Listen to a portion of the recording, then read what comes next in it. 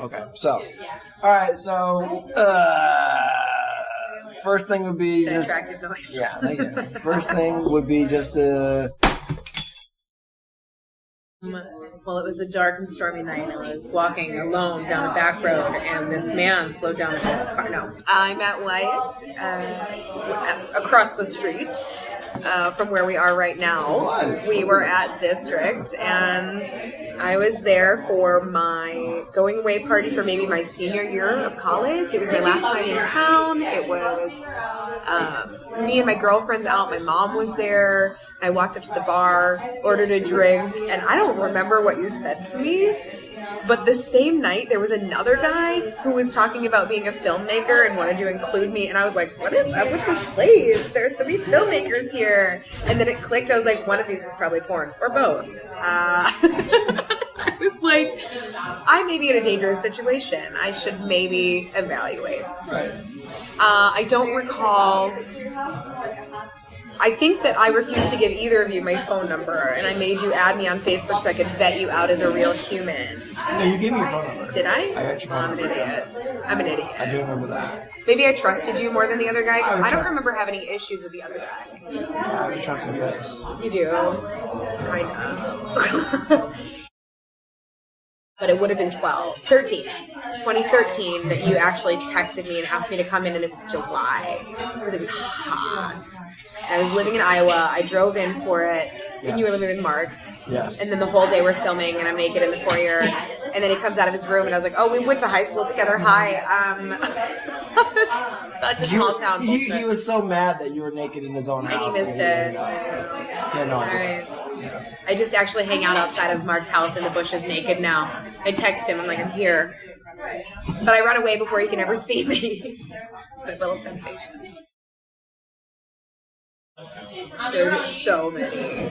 I will say maybe the most fun I had filming one was the one with my buddy Nick, where I'm drunk at the party and I get my own phone number. Yeah. Most fun filming. Yeah. Might have been that one. Falling down and like the multiple takes of him saying various forms of female genitalia to like get the right one for the shot, but also so he could maintain his dignity if anyone ever found him in that video because he's a professional. As far as I know, it hasn't ruined his career. So I doubt it. I doubt it. So that was probably the most fun to film. Just funny because that's probably the least known of your FMLs. Right? Yeah. Of all of them. The drunk girl at the party, but it was fun because it was the right people to be working with. It was. Yeah. Do you remember the one that we shot that never aired? Yeah, Poop Scootin' is actually my all-time favorite. It's everyone's all-time favorite, right? Well, not it used to be. Now yours is beaten. Is it? Yeah. Well, it's still mine. Yeah, no, Poop Scootin' Boogie was a delight.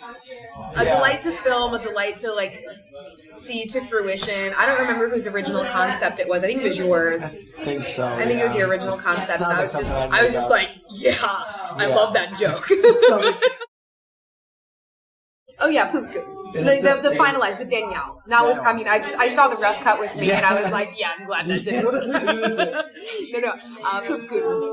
It's because it's kind of like So Me, right? Like it's or because it is based on a real story, Snatch Chat.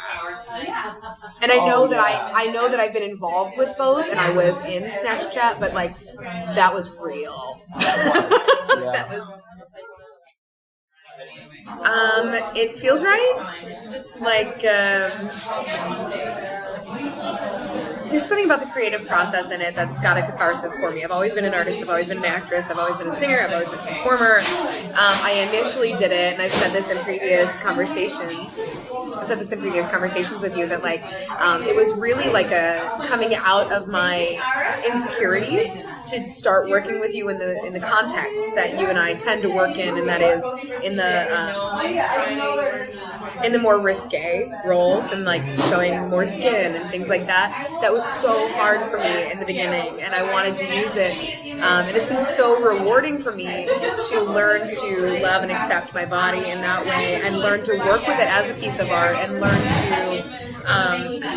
to like understand not only like compassion for myself, but how that plays into my art and how my physical existence is different from my artistic existence, which is different than my mental existence, and like how each of those play into the actual product of forming like an FML, right? So like we have to improv, we have to write, we have to get ready, we have to get undressed, we have to do these things. So it started out as an expanding of my self-love and my artistic love and those things, and now it's become a comfort zone. And it's something that I really enjoy doing. Obviously not horrific. I don't mean to laugh at you for those of you who think that it's... I understand that people come from different cultural contexts, backgrounds, things like that. Where I come from, like, my mother has seen these videos. It's not really problematic. We're not showing anything. We're suggesting. And what you're filling in is on you. Right? I mean, we're not actually showing what I've got. We're suggesting what I have. And that's also why I agreed to do it. If we were showing everything, I would be making a lot more money in LA, and my name would probably be Sandy. Like... Or Stormy. Stormy. Daniela. So how does that feel to have you almost 10 million views? What is that? It feels delightfully dangerous. Like, everyone knows my face. I mean, 8.2 million eyeballs. No, cut it in half because people watch it twice just to try and understand it. So 4 million people have maybe seen my face associated with those scenarios. It's great. I honestly was like absolutely elated when you texted me and told me what success we had. And then I hopped on and I read the comments and I was like, oh. There are 400. No. No, Wyatt. I have not seen every episode. The only thing I've seen every episode of is Queer Eye. Okay. I haven't even seen every episode of 30 Rock, and that's my all-time favorite show. And I have not seen every episode of New Girl, and they're just about to release other ones. I actually have to go back and do homework, right? Right. No, but 400. Yeah, how does that make you feel? 400 episodes? It makes me feel like a small fish, big pond. Makes me feel tired. It makes me, I'm sure you're tired. I'm sure you're tired. So long as I live and breathe, I need to continue to exercise self-love and self-appreciation and pushing my boundaries. Because in the appropriate context, anyone can feel validated by a partner.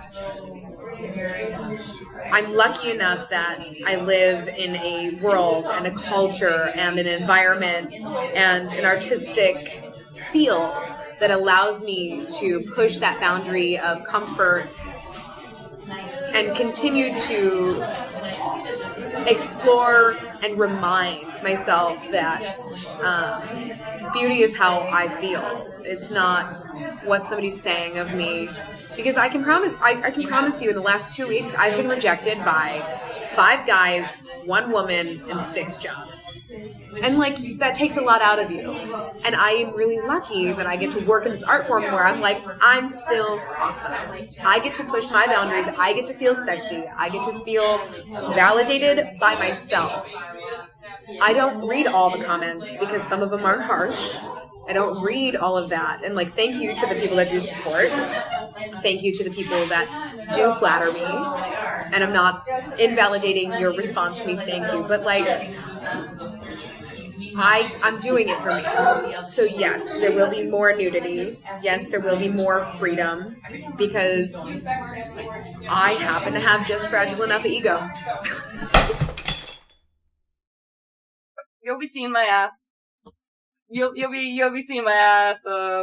Hopefully not. Well, the tits fall out a lot too, and sometimes the pussy action. Sometimes it's a cat. Sometimes it's a cat.